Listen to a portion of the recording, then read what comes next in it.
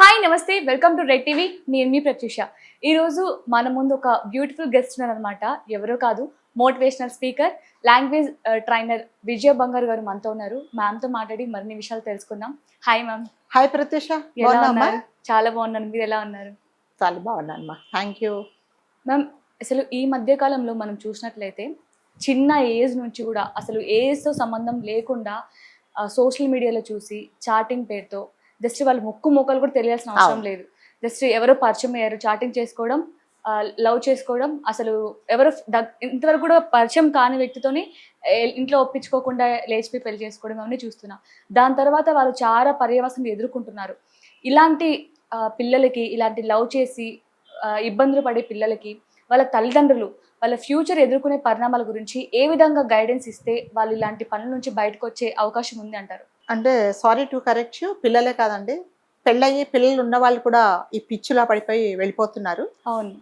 సరే, పిల్లలు అంటే తెలిసి తెలియని తనము అంటారు కదా, తెల్లగా ఉండే నీ పాలు అని అనుకొని సరే వాడేదో ఉద్ధరిస్తాడు నన్ను ఇక్కడ ఇంట్లో వాళ్ళకంటే అని వెళ్ళిపోతే ఓకే, ఒక ఒక మనం వాళ్ళకి చెప్పొచ్చు. పెళ్ళయ్యి పిల్లలుండి భర్త ఉండి ఒక మంచి ఒక బ్యూటిఫుల్ ఫ్యామిలీ పెట్టుకొని కూడా వెళ్ళిపోయి అక్కడికి పోయి కష్టాలు పడిన వాళ్ళని మనం చూసాము. ఒకటే అంటే మనకు ఎవరో తెలియని వ్యక్తి మనకు తెలియదు. సో ఎప్పుడైనా తెలియని వ్యక్తులు జనరల్గా ఏం చేస్తారంటే మనల్ని ఇన్ఫ్లుయెన్స్ చేయడానికే చూస్తారు కదా. సో మనను అంటే మీకు ఇష్టమైనట్టుగా నేను ఎలా ఉండాలో అని నేను యాక్ట్ చేస్తా. That's not my originality. So ఎప్పుడైతే యాక్ట్ చేసి అంటే అటువైపు మనతో మాట్లాడేవాడు అమ్మాయి కానీ అబ్బాయిలు కానీ ఎవరో మనకి తెలీదు. అసలు నిజంగా అతనా లేకపోతే అతని పేరు పెట్టుకొని మనతో ఎవరైనా మాట్లాడుతున్నారా, అతడి ఫేసా వేరేదా, ఐడి నిజంగా అతందా అనేది కూడా ఏమీ తెలియకుండా వాళ్ళు చెప్పిన మాటలు అంటే మీరు ముఖ్యంగా అంటే ఈ ప్రకృతి సృష్టి ఏంటంటే అమ్మాయిలే ఏమి చేసినా, నేను చాలా వీడియోస్లో చెప్పాను, నష్టపోయేది అమ్మాయిలే. అబ్బాయిలు ఏం చేసినా కూడా ఏమి కాదు, వాళ్ళ లైఫ్ ఏమి ఎఫెక్ట్ అవ్వదండి. అంటే సొసైటీలో ఫ్యామిలీ పరంగా ప్లస్ మీ ఫిజికల్గా ఓకే, మీ స్టేటస్ ఇవన్నిటి మీద బాధపడేది ఎఫెక్ట్ వచ్చేది మీకే, అమ్మాయిలకే. అది భగవంతుడిచ్చిన సృష్టి, దానికి మనం ఏమీ చేయలేము.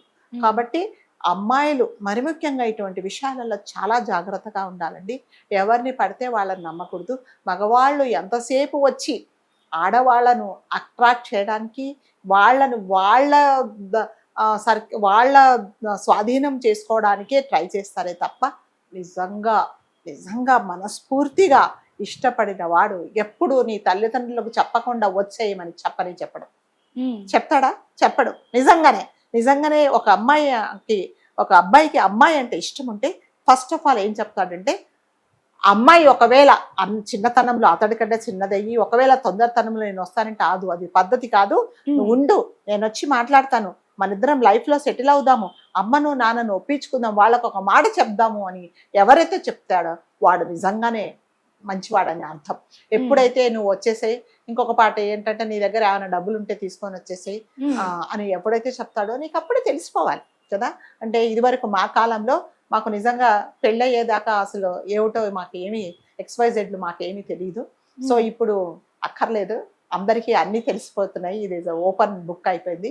ప్రతి చిన్నపిల్లలకు 7-8 ఏళ్ళ పిల్లలకు కూడా ఏమిటి అన్నీ తెలిసిపోతున్నాయి. కాబట్టి ఒక మనిషి, ఒక అబ్బాయి నిన్ను బయటకు వచ్చేయమంటే ఎందుకు రమ్మంటున్నాడు, వెళ్ళిన తర్వాత నేను అతని చేతిలో నా లైఫ్ ఎంత సేఫ్గా ఉంటుంది, నిజంగా నేను అక్కడికి వెళ్ళిపోయిన తర్వాత సేఫ్ జోన్లో ఉంటానా, వాడు నన్ను ఏమైనా చేస్తే నేను ఎవరికి చెప్పుకోవాలి, నా పరిస్థితి ఏంటి అనేది ఆలోచించకుండా మీరు చెప్పినట్టుగా ఫేస్బుక్లో పరిచయమైన వాళ్ళు, ఇన్స్టాగ్రామ్లో పరిచయమైన వాడు ఎంతసేపు వచ్చేసి రమ్మనగానే వెళ్ళిపోయి జీవితాలు నాశనం చేసుకొని అటుపక్క వాడు మిమ్మల్ని మోసం చేస్తే ఇటు ఇంటికి మొహం చూపించుకోలేక అటు మీకు మీరు బతకలేక, అంటే ఎవరైనా సరే రమ్మనగానే మిమ్మల్ని అంత దూరం కూర్చోబెట్టి ఉండడు, వాడికి కావాల్సిన అవసరాలన్నీ వాడు కంపల్సరీగా తీర్చుకుంటాడు, అంతసేపు మీతో చాలా ప్రేమగా ఉంటాడు. ఎప్పుడైతే అవసరం తీరిపోయిన తర్వాత ఏం చేస్తాడు, నువ్వెవరో నేనెవరో నాకు తెలియదు, నువ్వెవరో నాకు తెలీదు, నువ్వు ఎందుకు వచ్చావు నేను చెప్పగానే అన్నాడు. చాలా మంది నేను విన్నాను అట్లాంటి అమ్మాయిలు చెప్తే. నా దగ్గరికి వచ్చిన వాళ్ళని. కాబట్టి ఓకే. ఇలా ఎలా ఉంటుందంటే, నేను ఫ్యామిలీ కౌన్సిలర్ కూడా చాలా మందికి నేను నా దగ్గరికి వస్తూ ఉంటారు. మేడం ఇలా వెళ్ళిపోయాం, అసలు వెళ్ళిపోవడమే తప్పు కదా. ఎప్పుడు నిన్ను ఎందుకు రమ్మంటాడు అతను? ఎందుకు? ఇప్పుడు ఎవరికైనా సరే మనం ఒక పని తెలియకుండా దాచాము అంటే అందులో తప్పు ఉంటేనే కదా దాచుతారు కదా.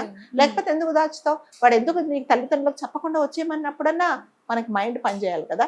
అంటే నిన్ను పెంచి నీ బాగోగులు చూసుకుంటే నీ తల్లిదండ్రులను, నీ ఫ్యామిలీ వాళ్ళ కంటే నువ్వు అతన్ని నమ్మేసి వెళ్ళిపోయావు అంటే నీ మెంటల్ మెచ్యూరిటీ ఎంత ఉందో అనేది వాళ్ళకి వాళ్ళే అర్థం చేసుకోవాలి. మరి ఇలాంటి పిల్లలు ఉంటారు కదా, అబ్బాయి కావచ్చు అమ్మాయి కావచ్చు, మరి వాళ్ళ తల్లిదండ్రులు ఏ విధంగా వాళ్ళకి గైడెన్స్ ఇచ్చి చిన్నప్పటి నుంచి ఏ విధంగా పెంచితే వాళ్ళు ఇలాంటి వాటికి దూరంగా ఉండే అవకాశం ఉందంటారు? అంటే తల్లిదండ్రులు కూడా ఏంటంటే, తల్లిదండ్రులు మీరు అన్నారు కాబట్టి ఈ కాలం తల్లిదండ్రులకు పిల్లలను పక్కన కూర్చోబెట్టుకొని ఇది చెయ్యి ఇది చెయ్యొద్దు అని చెప్పేంత టైం ఉండటం లేదు.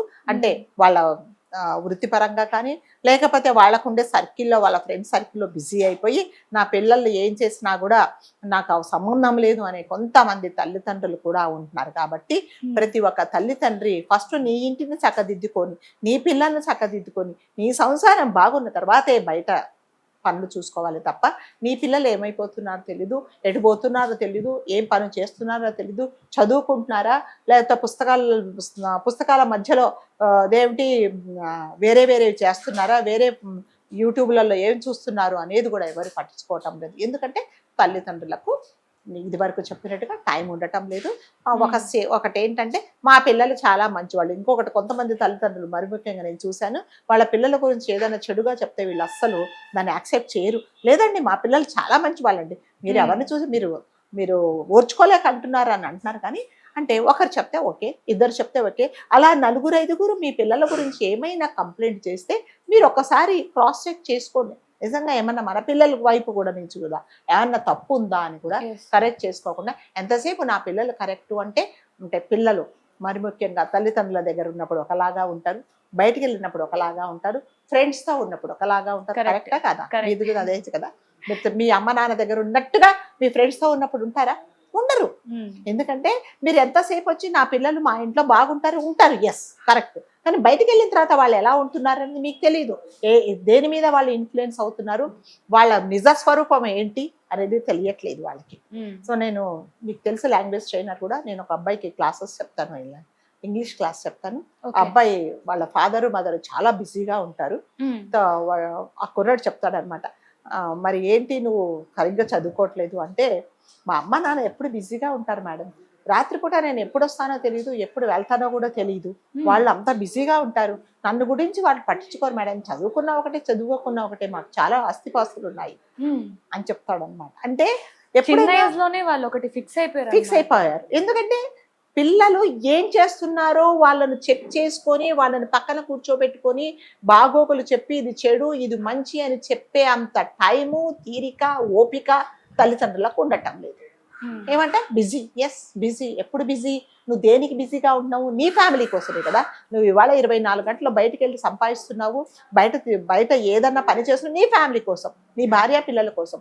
వాళ్ళే బాగలేక వాళ్ళే పక్కదారి పట్టినప్పుడు నువ్వు ఎవరి కోసం నువ్వు ఈ కష్టపడుతున్నావు అనేది ఎవరు వాళ్ళు ప్రశ్నించుకోవాలి. ప్రతి తల్లి తండ్రి బాధ్యత అంటే కంపల్సరీగా పిల్లలకు మన పిల్లలు ఏం చేస్తున్నారు అనేది కంపల్సరీగా చెక్ చేసుకోవాలి. అట్లాగే అమ్మాయిలు కానీ అబ్బాయిలు ఏం ఇదివరకు చెప్పినట్టుగా అబ్బాయిలు ఏం నష్టపోరు.